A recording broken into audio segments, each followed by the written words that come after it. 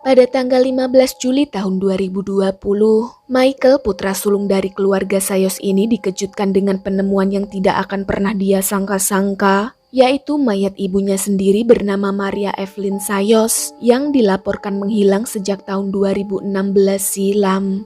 Penemuan tidak sengaja itu bermula ketika dapur rumah Michael sedang direnovasi. Posisi dapur Michael terletak di pekarangan belakang rumah berdekatan dengan ruang terbuka, di mana di dalam lingkup tersebut terdapat septic tank. Karena kebetulan di area septic tank ada semen retak, Michael menyuruh pekerja bangunan untuk sekalian memperbaikinya. Di saat pekerjaan dimulai, mereka melihat ada sesuatu yang mencurigakan terpendam di balik retakan-retakan semen. Setelah dibongkar, ternyata ditemukan beberapa berkas penting milik Maria, di antaranya ialah KTP dan paspor. Penasaran bagaimana bisa berkas ibunya ada di dalam sana, Michael lalu menyuruh para pekerjanya untuk membongkar total area septic tank. Nah, ketika digali lebih dalam lagi, betapa terkejutnya mereka semua melihat sesosok mayat wanita yang Michael cari selama ini, yakni ibu kandungnya Maria Evelyn Sayos. Pihak kepolisian setempat pun kemudian didatangkan guna menyelidiki kematian wanita berusia 54 tahun ini. Sementara mayat Maria diotopsi, si sulung Michael menaruh kecurigaan terhadap adik perempuan bernama Joanna Maria Sayos beserta pacarnya Ronald James Ruby yang sudah lama tinggal serumah bersama di rumah keluarganya. Wajar saja jikalau Michael mencurigai mereka berdua. Sebab dari awal ibunya menghilang, Joanna lah yang pertama kali memberitahu Michael bahwa Maria pergi ke Singapura untuk pekerjaan barunya. Kepergian sang ibu kebetulan bertepatan di hari terakhir Joanna dan Maria sempat bertengkar hebat. Anehnya, apabila benar Maria pergi bekerja ke luar negeri, lantas mengapa Michael si putra sulung tidak dipamiti ibunya secara langsung?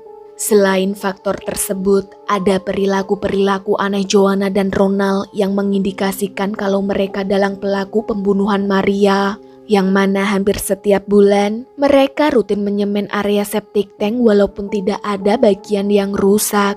Bahkan di saat Michael mempekerjakan tukang, mendadak Ronald menawarkan diri untuk ikut andil memperbaiki dapur rumah yang mereka tinggali bersama. Lalu ketika ada sesuatu yang mencurigakan terlihat dari area septic tank, Ronald juga seolah-olah tidak memperbolehkan para pekerja memperbaiki bagian tersebut.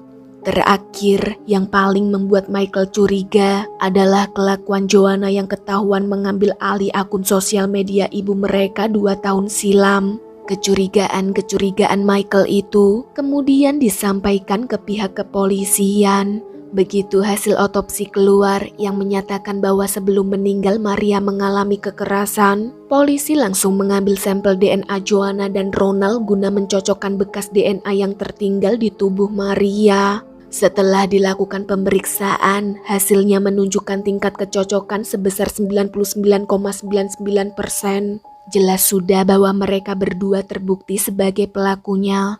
Berhasil mengantongi bukti kuat, masih di bulan Juli tahun 2020, Joanna dan pacarnya Ronald dibawa paksa menuju ke kantor kepolisian setempat.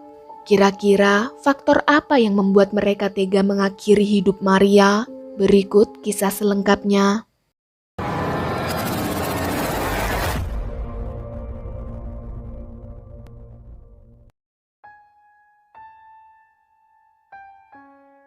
Bertahun-tahun tinggal di rumah pacarnya, dari dulu keluarga Joanna, terutama sang ibu, tidak pernah mempermasalahkan hal itu, apalagi sampai mengusir Ronald. Hingga pada akhirnya gadis berusia 16 tahun ini melahirkan seorang anak. Ronald sudah dianggap seperti menantu meski keduanya belum menikah. Kendati demikian, sebagai seorang ibu, Maria memang kerap memberikan masukan, entah itu nasihat ataupun kritikan kepada pasangan muda-mudi yang sudah memiliki buah hati ini.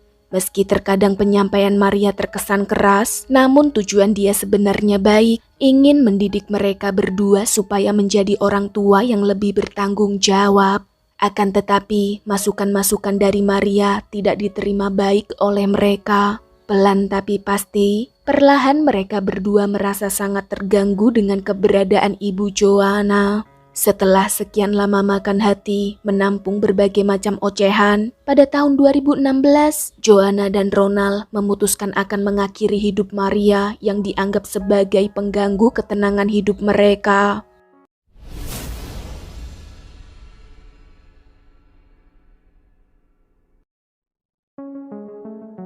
Jadi ceritanya, suatu hari di tahun 2016, ketika Michael baru saja berpamitan pergi keluar rumah, Joanna dan Ronald memanfaatkan momen tersebut untuk melancarkan misi mereka.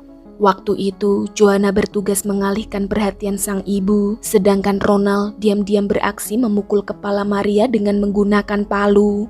Belum puas melihat tubuh Maria terkapar, Ronald menyuruh Joanna mengambil pisau dapur. Setelah berhasil mendapatkannya, tanpa ragu, Ronald langsung menikam tubuh Maria berkali-kali hingga tewas. Sesudah memastikan Maria mati, mereka berdua sibuk membereskan TKP, sekaligus menyembunyikan mayat ibu Joanna. Karena kebetulan di pekarangan belakang rumah mereka terdapat pengerjaan septic tank baru yang belum sempurna. Tidak berpikir panjang, keduanya bergegas memasukkan jasad Maria ke dalam sana beserta berkas dokumen pribadi milik mendiang. Setiap kali tercium bau tidak sedap bersumber dari septic tank, dengan gercep mereka akan menambahkan adonan semen baru di area tersebut. Sementara untuk meyakinkan sang kakak bahwa ibu mereka beneran pergi ke Singapura, Joanna berinisiatif mengambil alih akun Maria untuk memposting status dan mengirim pesan ke beberapa kerabat terdekat termasuk ke si sulung Michael. Hal itu dilakukan lebih dari 2 tahun sebelum perbuatan Joanna diketahui oleh kakaknya.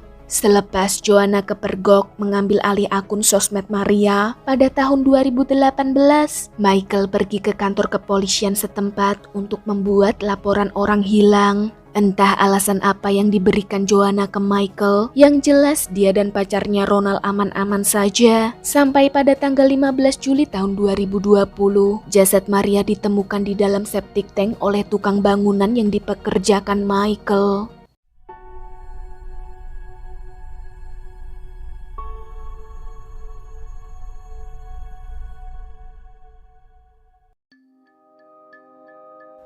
Usut punya usut, setelah diselidiki lebih mendalam, ternyata seperti yang kita ketahui di awal cerita, bahwa motif Joanna dan Ronald membunuh Maria adalah karena kesal setiap hari dinasehatin terus-menerus. Padahal niat Maria baik, ingin mengarahkan anak-anaknya, terlebih Joanna dan Ronald kala itu masih tergolong sangat muda untuk menjadi orang tua bagi buah hati mereka.